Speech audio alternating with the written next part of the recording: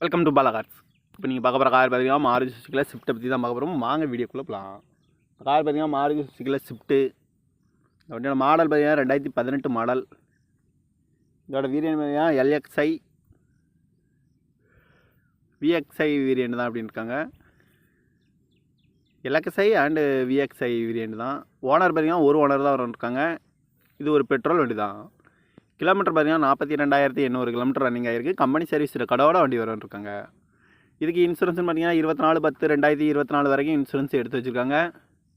காரோட ப்ரைஸ் என்ன சொல்கிறாங்கன்னா 6,10,000 சொல்கிறாங்க. ரேட் குறைக்க முடியும்னு சொல்லியிருக்காங்க. குறைச்சி பேசி இந்த காரை பை பண்ணிக்கலாம்னு சொல்லியிருக்காங்க.